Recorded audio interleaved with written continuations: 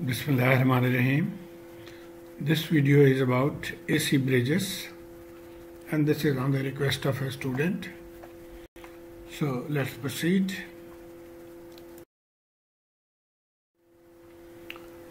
Let's build a concept of what is balanced and what is not balanced condition. If you connect two batteries, one is 12 volt and the other is 9 volt, then the current will flow from A to B because this is at the higher potential, 12 volt, and 9 volt is at the lower potential. So we will call this to be not balanced. But if we have same voltage, then there will be no current flow, and so this circuit will be called balanced circuit. So with this concept, now let's come on to the what is known as bridge. Why it is called bridge? It's like a bridge between two buildings. So when the circuit is balanced, there will be no current flowing through this. That means V1 will be equal to V2, and similarly the voltage across here will be equal to the voltage across here. So this is the balanced condition. Now in a balanced condition, as I mentioned, V1 will be equal to V2. Now the condition that we follow, when the bridge is balanced, the multiplication of opposite arms, keep in mind opposite arms, these are the opposite arms, and similarly these are opposite arms, are equal. So Z2 multiplied by Z3 is equal to Z1 multiplied by Zx. Okay, now there could be variety of possibilities or combinations. There could be L and R, they could be in series or they could be in parallel. There could be resistance capacitance in parallel or the resistance capacitance in series. So various options possible. So keep that point in mind. Now let's straight away come to the problem. Example 9.15. The AC bridge in this circuit is balanced. So our condition of Z2, Z3 equal to Z1, Zx will apply here. Now given value is Z1 is given, Z2 is given, Z3 is the parallel combination of 1.5 ohm resistor and 12 picofarad capacitor. So Z3 is a parallel combination. We have to find Zx, and the frequency is given as 2 kHz. Now there are two conditions that we have to find. First of all, series component to make Zx. So if we assume that the Zx is made of series component, that means R along with L or R along with capacitor in series. The second option, that for the same value of Zx, if the components are parallel components, that is either R parallel L or R parallel C. So let's proceed for the first part. These are the given values. Now Z3 is given in this form, so we have to calculate the value of Z3. So it is just like this, that they are parallel. 1.5 10 to the power 6, 1.5 mega, and this is the value of the capacitance, 12 picofarad. So first of all we have to solve for this, and I hope you remember how to solve in parallel. This is the formula, R3 parallel 1 over j omega C3. And first of all let's find out 1 over j omega C3. 1 over j omega C3, and omega, as you know, is 2 pi f. So j 2 pi f is the frequency. Frequency is given 2 kilo, so 2 into 10 to the power 3, and then value of C3 12 pico, and solving this we get this answer. So this is 1 over j omega C3. Now we have to find Z3 by solving them in parallel. So solving 1.5 and this value of 1 over j omega C3, we get Okay, so we had Z1 and Z2 and we had find this relation up to here. Now we'll solve this, and I hope you remember how to solve in parallel. This is the formula we use for parallel circuit, R1 into R2 divided by R1 plus R2. So we'll use this formula. So this one multiply by the second one and divided by this one plus the second one, and I'll strongly urge that you learn how to use the complex function of your calculator. If you don't know, I have a video on this, so you go and watch that video first, then it will be just one step solution. So using the complex mode we get this value.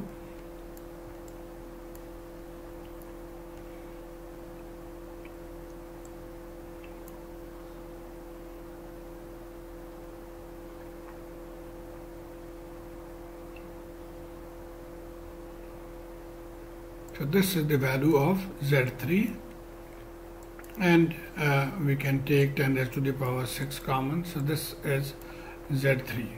Now we have all the three parameters that we need. So for balanced condition we have learnt that Z1 opposite arm Z1 multiplied by X is equal to Z2 multiplied by Z3. So from here Zx is Z2 over Z3 divided by Z1. And now we plug in the value of Z2 from here, Z3 from here, and Z1 from here. And again we use the complex mode, so directly we can get the answer. So this is the answer. So this is Zx.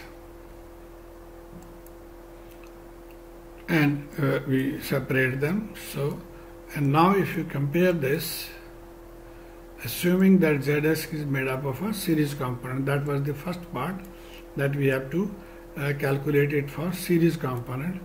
So now these are the two options of series component. So if it was the inductive component, it would be R plus j omega L, and if it is the capacitive component, then it would be R minus j omega C. Now since we have a minus here, therefore we can safely conclude that this is with the capacitive component. So the first part is R. Okay, so R we have written 5.993, and now the second part is this one, the capacitive component. So 1 over omega C, which is equal to 1 over 2 pi C, is equal to this part here. This is equal to 1 over omega C. So I hope this is clear. If you just compare with this thing, these two, this is R we have taken, this is comparing with this, so minus j will leave, so this portion is equal to 1 over omega C. So 1 over omega C is 1.356 into 10 raised to the power 6, and from here, since we know F, we can calculate the value of the capacitance. So C is 1 over, C goes on that side and this comes on the bottom, 2 pi F and 1.35 10 raised to the power 6. So the capacitance is 58.69 10 raised to the power 12, which is 58.69 picofarad. So I hope this concept is clear. So this is the first part. It was comparatively easy. The second part is slightly difficult.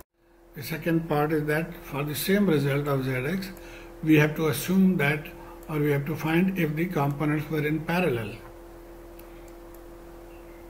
Okay, so if they were in parallel, then we'll have a circuit like this. We knew that it is because of the negative signs, the component are R and C.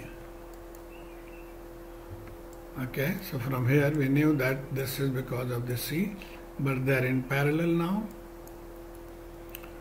So for parallel, we have to now do little work. These two are in parallel, same logic. Now we solve R parallel this divided by R plus 1 over j omega c, and further solving or taking LCM, we get this term, and then the bottom term j omega cx gets cancelled. So we are here. Now we need to compare this part with this. So we have to remove the imaginary term from the bottom, and for that we will multiply numerator and denominator by 1 minus j omega rcx, so that the j terms gets eliminated. So the denominator will be 1 minus j omega rxx square, and numerator will be multiplication of this. So multiplication of this, and from here now j term will vanish and this will become plus, because j square is equal to minus 1 and minus minus plus. So 1 plus this term, and now we can write or separate the real term and the imaginary term. So this is the real part and this is the imaginary part. So we have separated r divided by this minus the imaginary term divided by this, and now we are in a position to compare these two.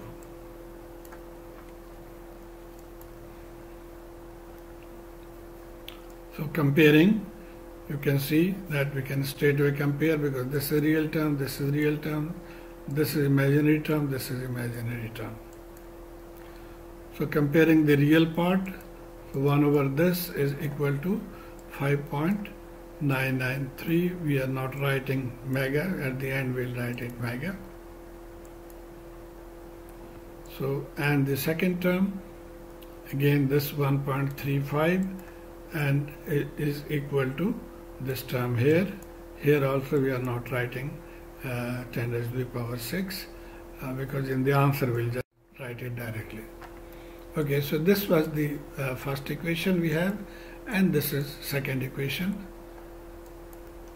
Okay, now from first equation, by manipulating, we get this term, the 5.93 comes at the bottom, and we can now replace this with this value.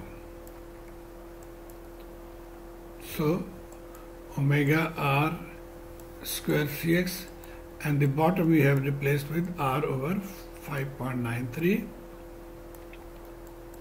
Okay, solving or manipulating. From here rx cancels, so rx square, so we'll get wrx cx, and bringing this here, the answer will be 0.226.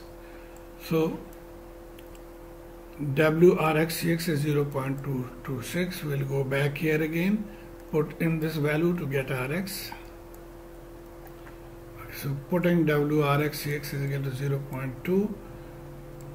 This on the right hand side, put 0.2, 1.51, and from here we get rx to be 6.3 mega ohm. So rx we have found. Now from here we can find cx by putting the value of rx.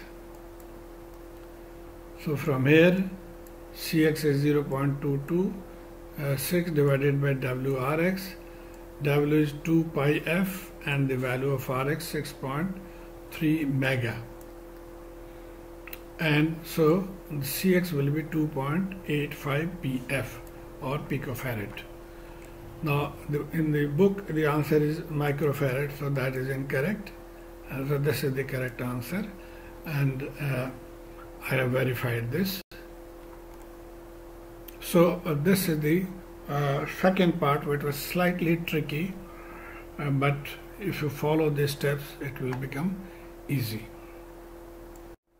Now let's finally do the practice problem. Exactly same technique. This is what is given. Z1 is given, Z2 is a series with inductor, Z3 is given, frequency is given, Zx we have to determine. So quickly. Z1 and Z3 are given. Z2, from here we can write 10 ohm resistor in parallel in plus j omega L, and putting in the values of 2 pi f into L, this becomes 10 j 9.425. So now we have all the three components.